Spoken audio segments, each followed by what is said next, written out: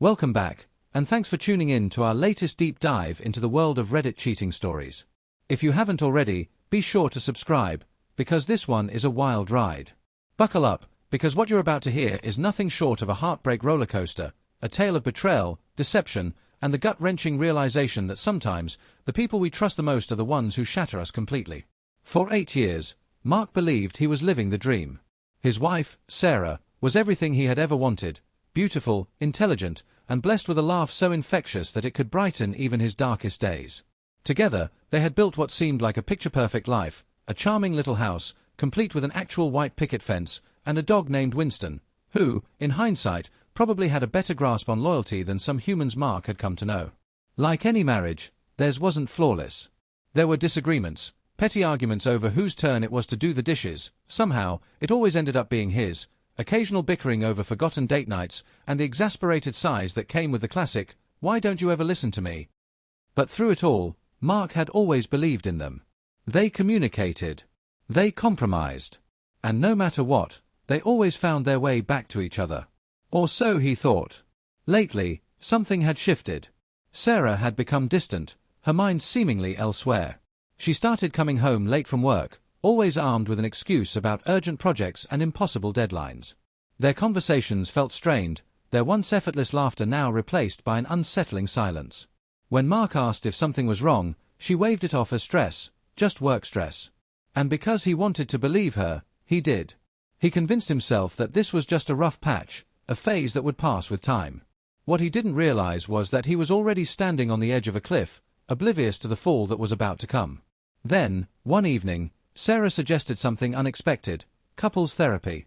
"Maybe we just need a neutral third party to help us communicate better," she said, her voice tight, almost forced. Mark hesitated. Therapy felt like admitting failure, an acknowledgement that they couldn't fix things on their own. But he loved her. And if this was what it took to mend whatever was broken, then he was willing to try. They found Dr. Emily Carter, a highly recommended marriage counselor with a calming presence and a website filled with glowing testimonials and stock photos of couples who seemed to have it all figured out. At first, the sessions were awkward. They revisited old arguments, picked apart their communication styles, and tried to unearth the root of their growing disconnect. Mark often felt like he was under a microscope, his every word dissected, his every action scrutinized. But he played along, determined to salvage what they had. Sarah, however, seemed to thrive in the therapy room. She spoke with an openness and vulnerability that Mark hadn't seen in months, perhaps years.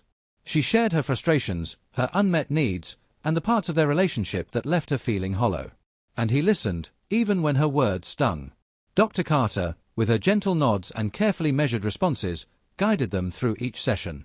But in hindsight, the warning signs were there, subtle at first, then increasingly blatant. The counselor's attention always seemed to skew towards Sarah. She would hold her gaze a little too long, offer her reassuring smiles while barely acknowledging Mark's concerns. Whenever he voiced his feelings, his words were often met with a dismissive, "You seem defensive," or, "Are you truly open to compromise?" as if his pain was less valid, his perspective less important. Then, there were the small but undeniable changes in Sarah. She started dressing differently for therapy. Makeup, styled hair, clothes she usually reserved for special occasions.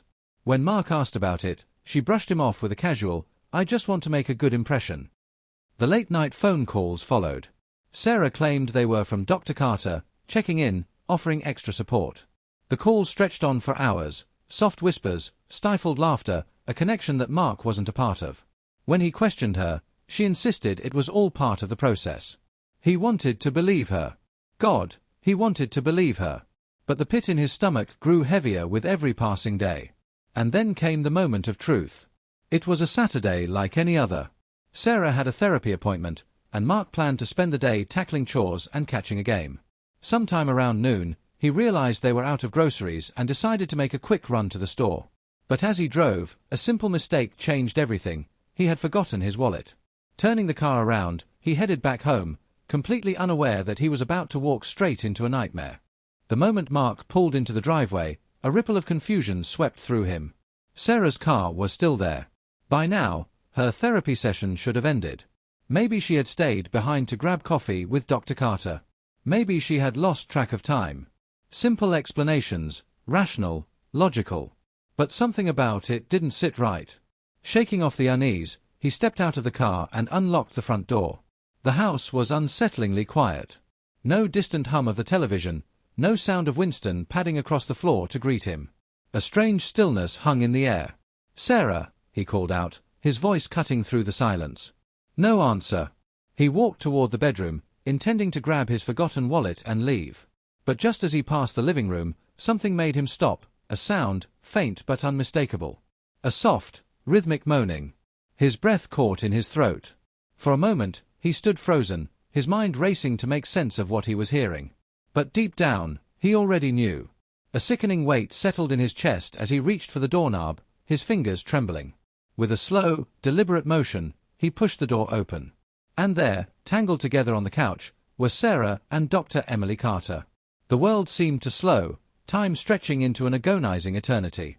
Mark's mind struggled to process what his eyes were seeing. His wife, the woman he had loved for 8 years, locked in a passionate embrace with their marriage counselor. Their bodies pressed together, lips fused in a kiss that should have never happened. The air was thick with something unspoken, something undeniable. Sarah was the first to notice him. She jerked away from Dr. Carter, her face draining of color, her eyes wide with shock and guilt. "Mark," she stammered, scrambling for words, for excuses, for anything that could undo what he had just witnessed. "It's not what it looks like." A hollow laugh escaped his lips, bitter and sharp. "Oh really?" he said, his voice edged with disbelief. "Because it looks like my wife is having an affair with our marriage counselor. Please, enlighten me, what exactly is it?" Dr. Carter, who had remained silent until now, took a step forward, her expression composed, too composed. "Mark, please let me explain," she said, her voice unnervingly calm. "Sarah and I have developed a deep connection. We've been working through some very complex emotions." Mark cut her off, his temper finally breaking free from the shock that had held it hostage. "A deep connection." His voice rose, laced with anger, betrayal, disbelief. "You mean to tell me that sleeping with my wife is part of your therapy?" Dr. Carter opened her mouth, but he didn't give her the chance. "Is this your expert solution? To fix a marriage by tearing it apart?" The audacity, the absolute insanity of it all. Sarah's eyes filled with tears. "Mark, I was confused. I didn't mean for this to happen." But he had heard enough. Without another word, he turned and walked out of the house. Behind him, he could hear Sarah calling his name, hear the desperation in her voice, but he didn't stop. He couldn't. He drove for hours, mind spinning, stomach twisting with the weight of what he had just witnessed. His marriage wasn't just broken, it had been obliterated. The weeks that followed were a blur of lawyers, paperwork, and gut-wrenching conversations. Sarah begged for forgiveness, tried to justify, tried to explain. She claimed she had been lost, vulnerable, that she hadn't meant to hurt him. But her words were nothing more than noise, empty, meaningless. There was no fixing this. No salvaging the wreckage. The trust was gone. The love was gone. He was done. The divorce was brutal, an exhausting battle that left him stripped of half of everything he had worked for. The house, the memories, the life they had built together. He even had to part with Winston, entrusting him to a loving family that could give him the stability he deserved. It shattered him, but he knew it was the right thing to do. But what he lost in material things, he gained in something far more valuable, his freedom. He moved into a small apartment in the city, a place that felt empty at first but soon became his sanctuary. And for the first time in years, he focused entirely on himself. He found a new therapist, one who actually respected boundaries, and began the painful process of healing. He talked about his anger, his heartbreak, his fears. He learned to forgive himself, for being blind to the signs, for trusting the wrong people, for holding on to something that had been slipping through his fingers long before he realized it. Slowly, piece by piece, he started rebuilding. He reconnected with old friends. He rediscovered hobbies that had been buried beneath years of domestic routine. He poured himself into his career, threw himself into the gym, started eating better, sleeping better, feeling better. For so long, he had been consumed by being the perfect husband, the perfect partner, that he had forgotten who he was outside of that role. Now, for the first time in a long time, he was figuring that out. And then, one day, he started traveling. Exploring new cities, capturing the world through the lens of a camera, embracing the thrill of adventure. Each journey was a reminder that there was so much more to life than the betrayal that had once defined him. Eventually, He opened himself up to love again. Dating was terrifying at first. Trusting someone new felt impossible. But he learned to be honest about his past, to listen to his instincts, to choose people who were kind, genuine, and true. And then, against all odds, he found someone. Someone who saw him for who he was, flaws and all. Someone who didn't need grand gestures or perfect words, just honesty, just realness. And this time, there was no marriage counselor involved. Looking back, he saw it for what it was, a chapter. A painful, devastating chapter, but just that, a chapter. Not the whole story. The experience had changed him, but it hadn't broken him. If anything, it had made him stronger, wiser, more aware of what love should and shouldn't be. He learned that trust is sacred. That betrayal, no matter how it's justified, is never excusable. That the people we think we know best can still surprise us in the worst ways. But most importantly, he learned that no matter how badly someone else may hurt you, you can survive. You can rebuild. You can find happiness again. So, to anyone who has ever faced heartbreak, betrayal, or the gut-wrenching realization that the person you loved wasn't who you thought they were, just remember this. You are not broken. You are not unlovable. You are not defined by the pain someone else inflicted on you.